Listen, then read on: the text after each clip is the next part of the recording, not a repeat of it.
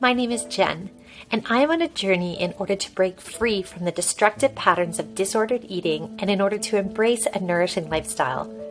My roadmap can be described using an acronym of the word Nourisher. So I'm doing daily video blog posts in order to encourage you, equip you, and keep you up to date on my progress. If this content is helpful or encouraging to you, please consider subscribing, hitting that like button, and sharing with others. It is my deep desire that these videos would help to ignite nourishing transformations in us all. Hey everybody. Hey, welcome to day 6 of my Nourisher Check-in. My name is Jen, and to dive right in to noticing our emotions, the emotion that I am feeling tonight is sad. And sad, and a sense of grief and loss, and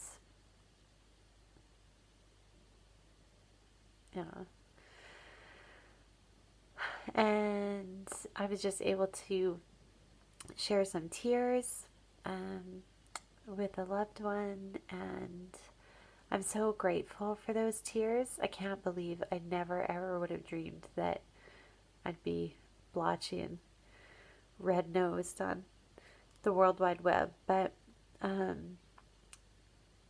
tears have not always come easily to me, and I find as I go through this nourishing healing journey that one of my great encouragements is when I feel safe enough for the tears to come out. Dr. Gordon Neufeld, from Vancouver in Canada, if some of you are familiar with his work, he has this great a book that was very revolutionary for me as a parent called Hold On to Your Kids. And in that book he's got this quote, and it says that a parent must dance the child to his tears, to letting go, and to the sense of rest that comes in the wake of letting go. And I just totally relate to that idea of how cleansing, how restorative tears can be. And that's a new experience for me. And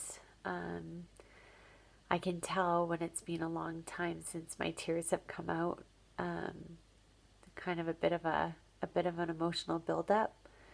So I feel grateful tonight that they were able to come out. There's another author that I really enjoy and appreciate, who does a lot of work on joy and how do we restore joy and how do we gain capacity to experience joy and to share joy with others. His name is Chris Corsi, and he has this thing with emotions where when we have overwhelming emotions, and he says that we need to feel the emotion and then share the emotion and then quiet the emotion. And specifically he says it by feel the pain, share the pain, and quiet the pain.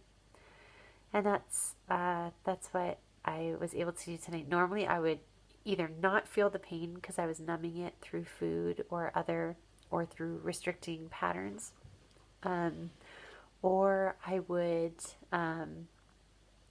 feel it and then stuff it, or feel it and try to control it, or feel it and not let it come out. But tonight, to be able to feel that sadness and share that with a trusted loved one that I felt safe with, and then take some deep breaths to quiet that pain or that sadness was really helpful. I think I'm going to sleep really well tonight. I hope I'm going to sleep really well tonight. But I just wanted to check in with you guys before I did that. So so that's my notice my emotions. The opening up to others obviously was sharing that emotion with this trusted loved one. And I wonder if any of you are in the place where you feel like you don't have a trusted loved one with whom you can open up that vulnerably, or who would hold your pain, or who would sit with you in that pain without trying to, excuse it or turn away from you if you were to expose that pain. And if that's where you're feeling right now, what you're experiencing, I'm so sorry. I have an idea of what that feels like to be alone in that pain. And I'm really hoping and praying together with you that there will be an opportunity for you to build and experience truly vulnerable and safe relationships, either with God or hopefully with God, and also with other people with skin on, as I like to say, real people that can give you a hug. Understanding the cycle, as I experience these sad emotions, I recognize, when I experience shame or anger, those tend to be more triggering emotions for me for binging. I think when I was younger, sad and lonely were binge triggers. They still can be, of course. But at this point, the sad maybe would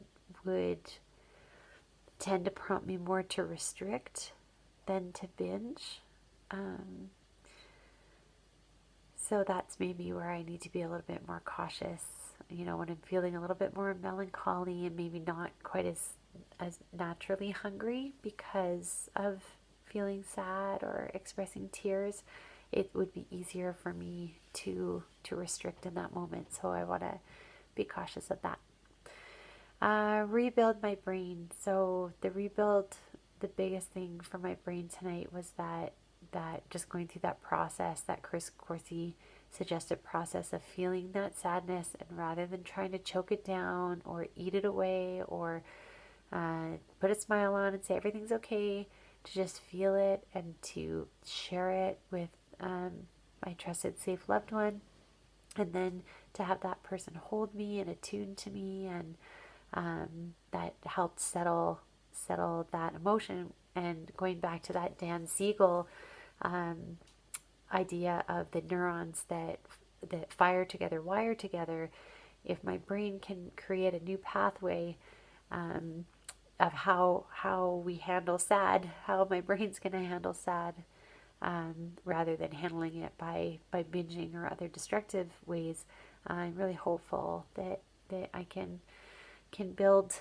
that God's made my brain plastic enough that I can really rebuild new nourishing pathways of how to handle this sad.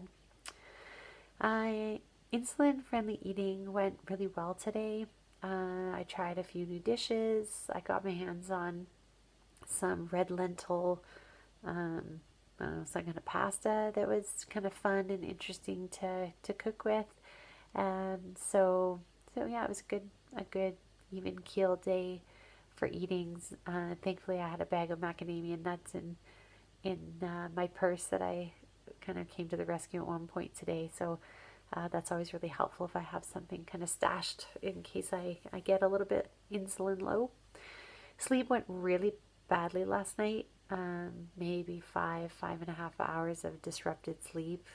Kids who had accidents, up doing laundry, all sorts of stuff. And maybe that's also why my tears are so close to the surface today, because I'm tired. Yeah. So, and tonight's going to be another late night. So don't question me about sleep for a little while. Hydration was good. Thanks to you. Yesterday I had that idea of just planting bottles. So not only did I plant the bottles, but I also have brought the bottles in, refilled them, and they're waiting by the door to go back out with me tomorrow. So yeah, it was a good hydrating day and exercise. I had just a beautiful walk. It's just so gorgeous out right now. And had a lovely walk, put on my headphones, called a girlfriend, and walked, and that was great. In terms of reward and looking to the future, my reward, I think today is you guys, is this opportunity to share this journey in all of its messiness and in all of its pain and in all of its confusion, and to imagine the fact that journeying this together with you could encourage or spark spark your healing journey is so encouraging for me, is such a huge reward. So thank you for encouraging me to stick on this journey, and thank you for letting me engage with you in your journey. And I hope that you'll do a Nourisher check-in just for yourself, or if you want to throw it in the comments below or whatever. Let's just keep at this together, keep being nourishers of ourselves, heart, mind, body, and soul. And look really, really forward to 1, having a good sleep, and to 2, seeing you tomorrow. Bye.